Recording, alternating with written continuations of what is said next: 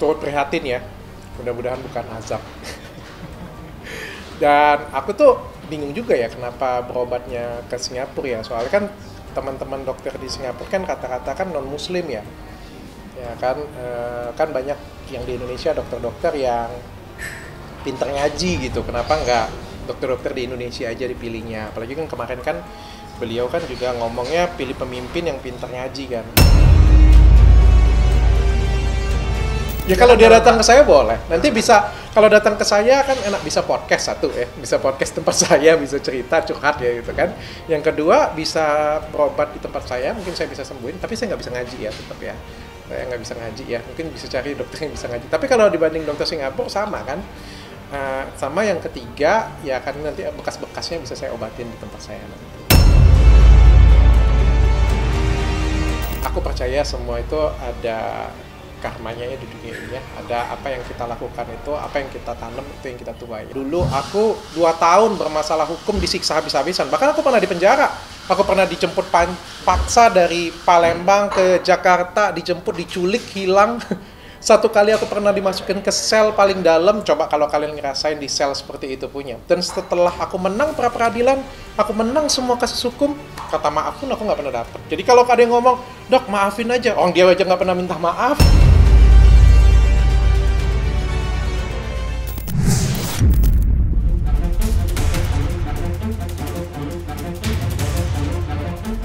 Penyakit kulit misterius yang baru-baru ini dialami Kartika Putri turut menyita perhatian publik.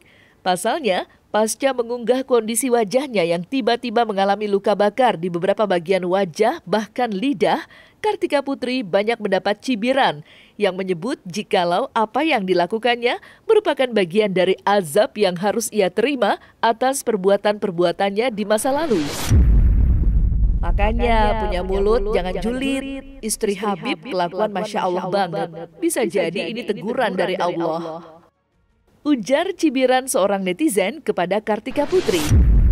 Seolah ingin meluruskan apa yang sebenarnya terjadi, Karput pun sempat menjelaskan tentang penyakitnya lewat postingan pribadinya. Aku sudah kurang lebih 5 tahunan didiagnosa autoimun. Alhamdulillah, aku juga sudah ikhtiar dengan 2 kali stem cell. Syukurnya baik-baik aja. Qadarullah, minggu lalu aku minum painkiller untuk treatment. Sepertinya aku imunnya lagi nggak oke, jadinya alergi sama obat painkillernya. Alhasil muka aku dan mulut aku ruam dan melepuh. Dan akhirnya aku cek darah dan lain-lain, juga bahkan ikhtiar dengan obat dan lain-lain di Jakarta. Tapi qadarullah tidak ada perbaikan, makanya aku putusin untuk ke Singapura.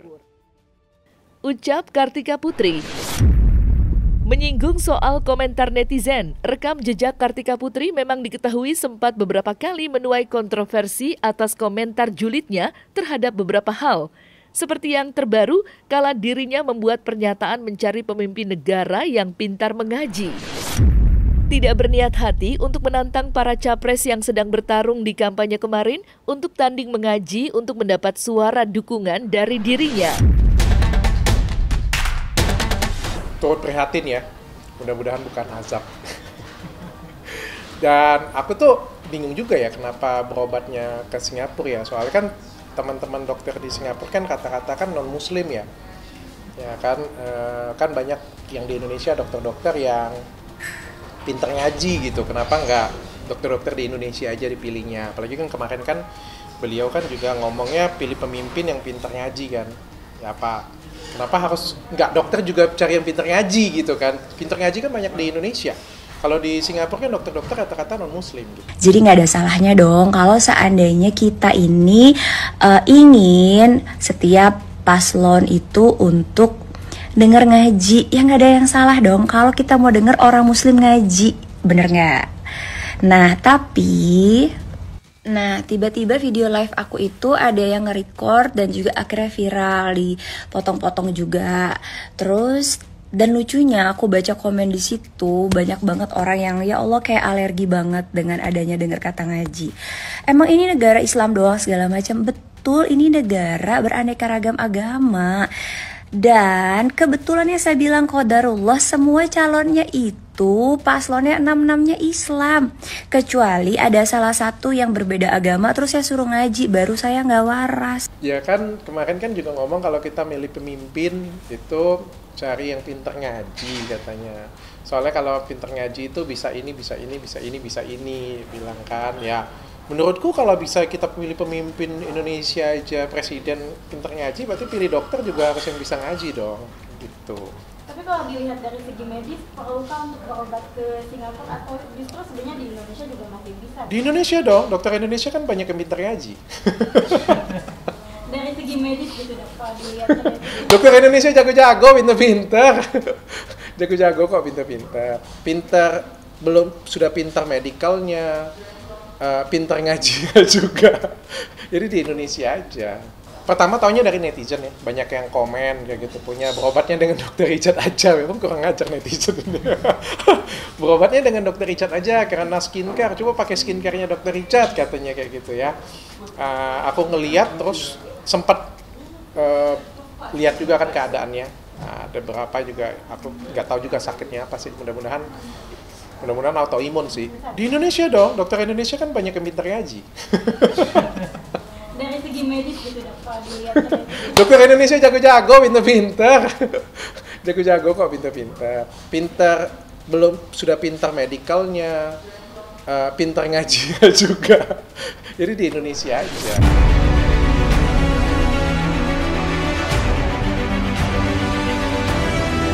Hanya sekedar ngejar konten. Kalau salah ya salah. Bisa berlatih. Saksikan bersama saya Vista Putri pukul 18.00 hanya di Cumi. Visit di cumi-cumi.com.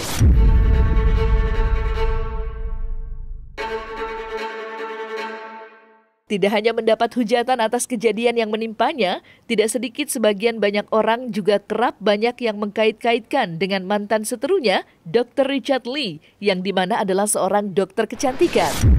Lantas seperti apa komentar Dr. Richard Lee tentang luka yang terjadi pada wajah hingga lidah Kartika Putri?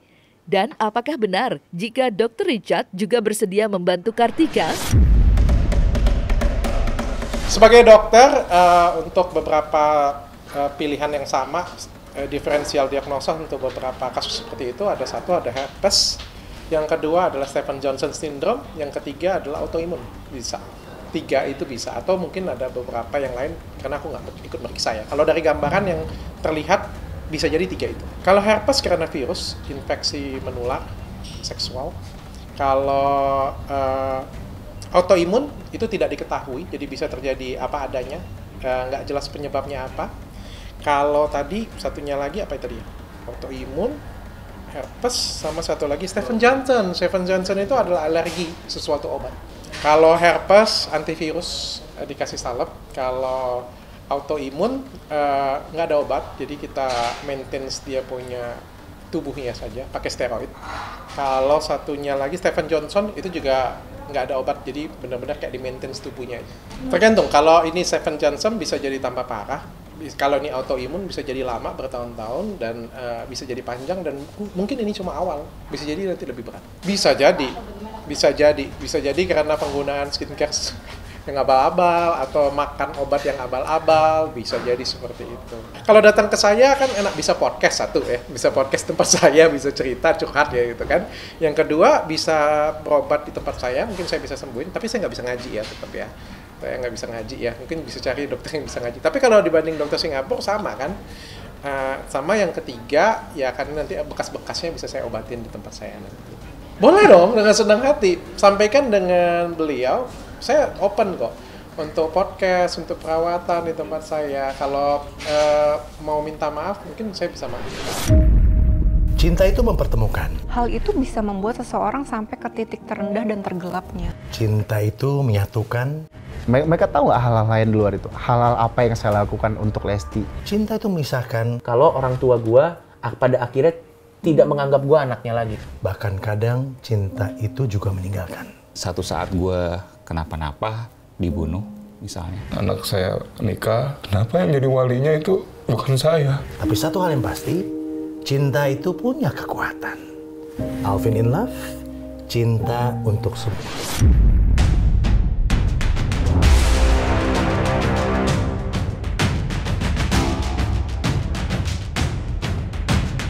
Diketahui Karput dan Dr. Richard Lee sempat memiliki riwayat buruk terkait kasus yang sempat pernah terjadi di antara keduanya. Masalah itu dimulai dari review produk yang dilakukan oleh Karput hingga masuk ke jalur hukum. Dan hal yang kurang menyenangkan pun sempat dialami Dr. Richard Lee saat upaya penangkapan paksa yang dinilai tak wajar yang ia alami atas laporan polisi dari Kartika Putri. Hasil dari konflik tersebut, Dr. Richard Lee pun sempat merasakan dinginnya lantai penjara, meski akhirnya tidak dinyatakan bersalah atas tudingan pencemaran nama baik hingga kasus ilegal akses. Lantas, benarkah hingga kini Dr. Richard Lee masih belum bisa melupakan hal tersebut?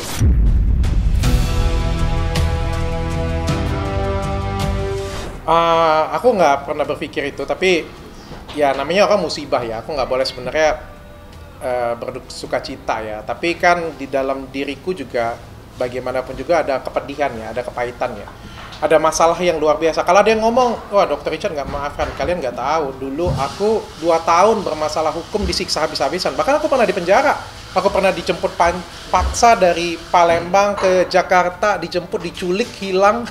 1 kali aku pernah dimasukin ke sel paling dalam, coba kalau kalian ngerasain di sel seperti itu punya. Dan setelah aku menang pra-peradilan, aku menang semua kasus hukum, kata maaf pun aku nggak pernah dapet. Jadi kalau ada yang ngomong, dok maafin aja, orang dia aja nggak pernah minta maaf kayak gitu kan, kayak gimana aku mau maafin.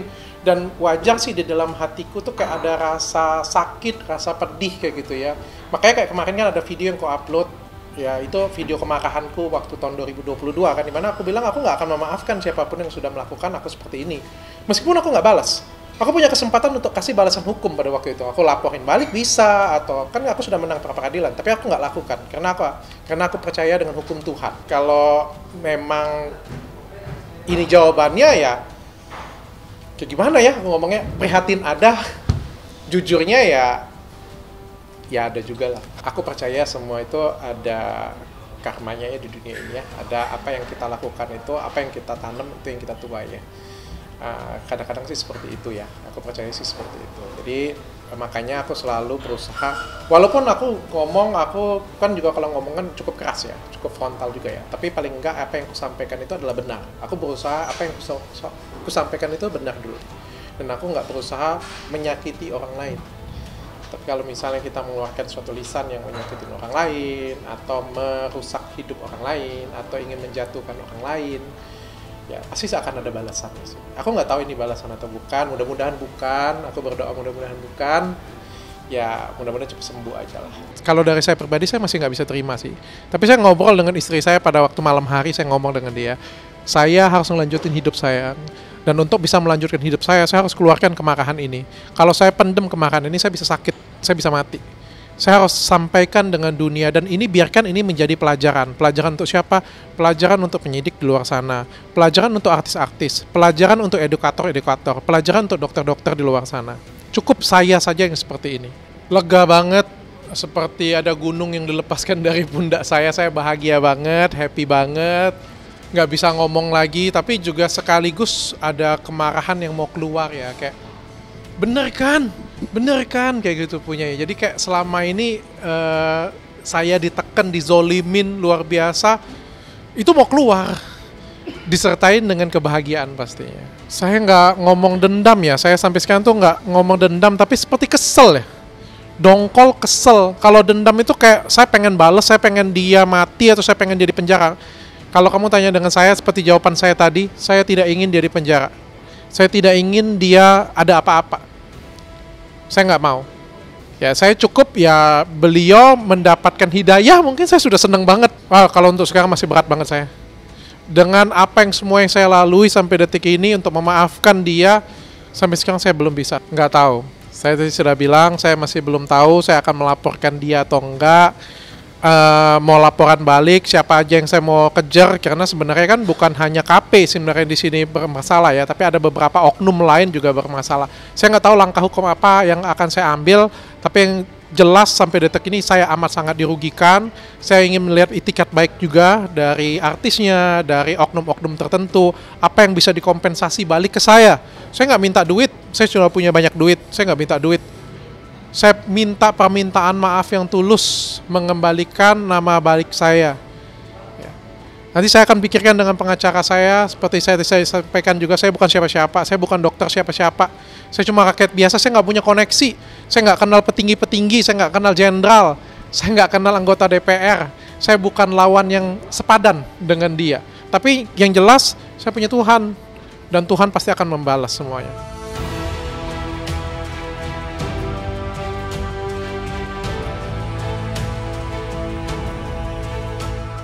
Nah, selesai sudah Cumi Lovers, saksikan terus Cumi Camp In-Depth, kabar lengkap, mendalam, dan akurat dari narasumber terpercaya. Dan jangan lupa untuk like, subscribe, dan juga share channel YouTube Cumi Cumi.